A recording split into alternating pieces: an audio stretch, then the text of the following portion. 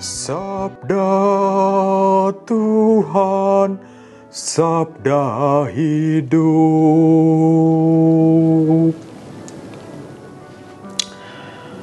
Para sahabat yang terkasih, selamat memasuki pekan suci yang diawali dengan perayaan Minggu Palma hari ini. Karena itu sabda hidup kembali menyapa hati kita. Kisah sengsara Tuhan kita Yesus Kristus diambil dari bacaan singkat, yaitu Injil Matius bab 27 ayat 11 sampai 54. Sesudah ditangkap dan dihadapkan ke Mahkamah Agung Yahudi, Yesus lalu dihadapkan kepada wali negeri, yaitu Pilatus. Dan wali negeri bertanya kepada Yesus, "Benarkah engkau raja orang Yahudi?" Jawab Yesus, "Engkau sendiri mengatakannya." Tetapi atas tuduhan yang diajukan imam-imam kepala dan tua-tua terhadap dirinya, Yesus tidak memberi jawaban apapun. Maka kata Pilatus kepadanya, "Tidakkah engkau dengar betapa banyak tuduhan saksi-saksi ini terhadap engkau?" Tetapi Yesus tidak menjawab sepatah kata pun, sehingga wali negeri itu sangat heran. Telah menjadi kebiasaan bagi wali negeri untuk membebaskan seorang hukuman pada tiap-tiap hari raya atas pilihan orang banyak.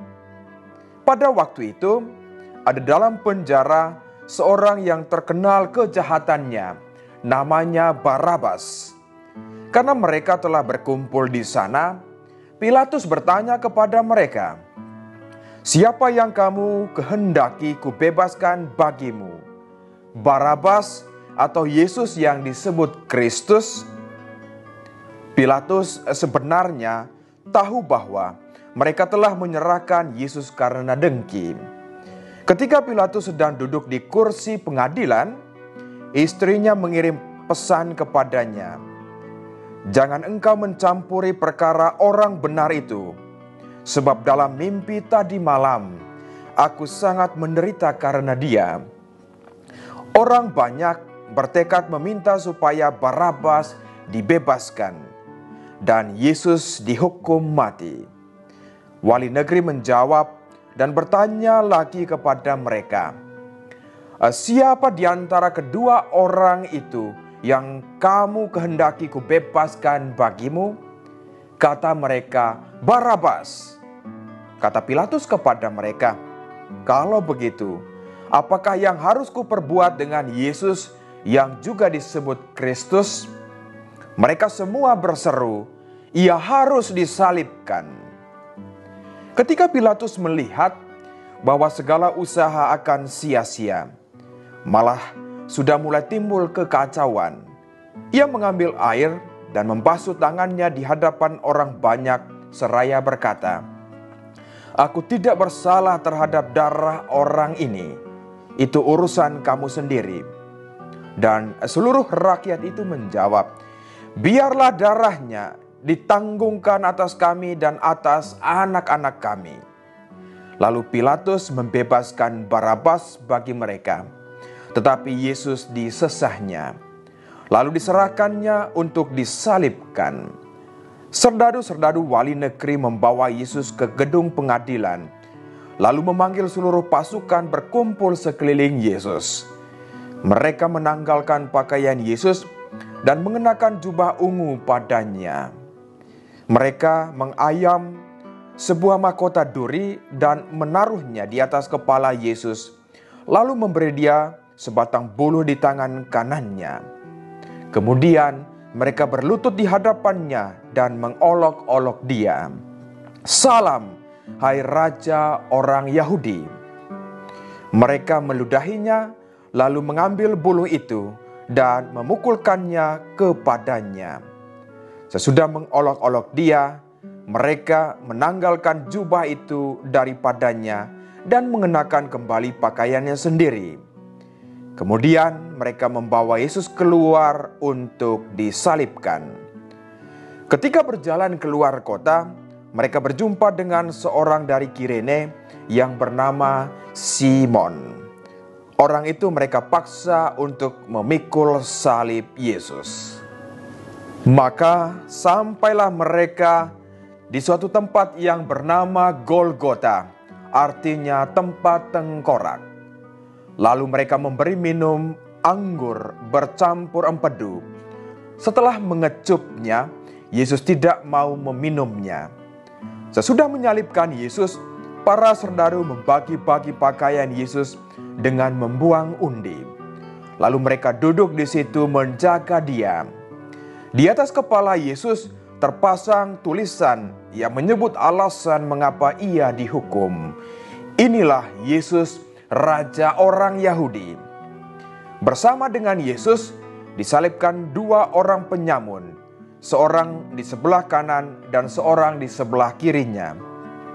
Orang-orang di sana yang lewat menghujat Yesus dan sambil menggelengkan kepala mereka berkata, "Hai engkau yang mau merobohkan bait suci dan mau membangunnya kembali dalam 3 hari, selamatkanlah dirimu. Jikalau engkau anak Allah, turunlah dari salib." Demikian juga imam-imam kepala bersama ahli Taurat dan tua-tua mengolok-olokkan Yesus dan berkata, "Orang lain ia selamatkan, tetapi dirinya sendiri tidak dapat ia selamatkan. Dia Raja Israel? Baiklah, ia turun dari salib dan kami akan percaya kepadanya. Ia menaruh harapannya pada Allah. Biarlah Allah menyelamatkan dia, jikalau Allah berkenan kepadanya, karena ia telah berkata, 'Aku adalah anak Allah.'" Bahkan penyamun-penyamun yang disalibkan bersama dengan Yesus mencelanya demikian juga. Mulai dari jam 12, kegelapan meliputi seluruh daerah itu sampai jam 3. Kira-kira jam 3, berserulah Yesus dengan suara nyaring, "Eli, Eli, lama sabatani." Artinya, "Allahku, Allahku, mengapa engkau meninggalkan aku?" Mendengar itu, beberapa orang yang berdiri di situ berkata, "Ia memanggil Elia." Dan segera mendekatlah seorang dari mereka. Ia mengambil bunga karang, mencelupkannya ke dalam anggur asam, lalu mencucukkannya pada sebatang buluh dan memberi Yesus minum. Tetapi orang-orang lain berkata, "Jangan, baiklah kita lihat, apakah Elia datang untuk menyelamatkan dia?" Yesus berseru pula dengan suara nyaring, lalu menyerahkan nyawanya.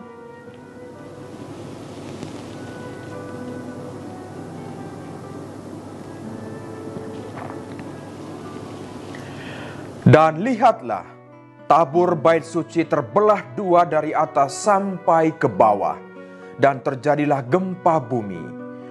Bukit-bukit batu terbelah dan kubur-kubur terbuka, dan banyak orang kudus yang telah meninggal bangkit.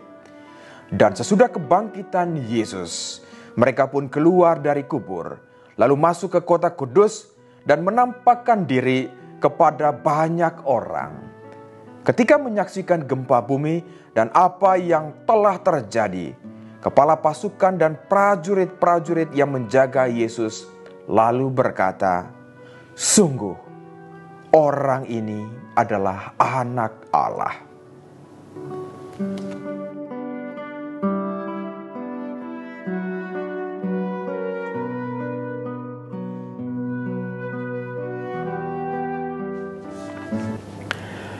Para sahabat yang terkasih, saat ini kita sungguh-sungguh harus termenung.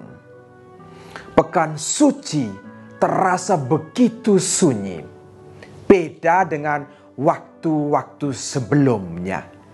Bagaimana COVID-19 atau virus corona ini sedang memporak-porandakan tidak saja yang profan, tetapi juga yang sakral atau yang religius. Hati kita sungguh-sungguh sedih. Tetapi para sahabat yang terkasih, kita yakin dan percaya bahwa di setiap tanda-tanda zaman senantiasa punya pesan iman bagi kita semua. Karena itu 3 hal yang mau saya bagikan. Yang pertama, COVID-19 itu tidak mungkin mematikan gereja itu sendiri. Karena gereja atau bait Allah adalah diri kita sendiri yang senantiasa percaya kepada Tuhan. Gereja, wadasnya itu didirikan. Yesus sendiri yang mendirikan bagi kita semua. Karena itu walaupun cobaan datang, ombak, tetap kita percaya bahwa Yesus bersama-sama dengan kita. Karena itu sebetulnya Yesus berkata, di mana 2-3 orang berkumpul dalam namaku, di situ aku hadir. Situasi menghantar kita untuk kembali kepada Ecclesia Domestika, gereja mini. 1 orang atau 2 orang berkumpul di rumah mengikuti misa atau ibadah online. Yesus ada bersama-sama dengan kita. Bagian yang kedua, perayaan Pekan Suci itu adalah perayaan keseharian kita. Saat tertentu kita berkata, Hosana, Hosana putra Daud. Tapi pada saat tertentu kita berkata, salibkan dia, salibkan dia. Ini perayaan kehidupan. Ketika sukacita datang, senangnya minta ampun, lompatnya kuat tinggi sekali. Tetapi ketika cobaan datang, salib kita pikul, mungkin ringan, tetapi ngomelnya itu gede sekali. Apalagi kalau salib yang sangat-sangat berat. Tidak hanya mengeluh, bahkan kita menyalahkan Tuhan.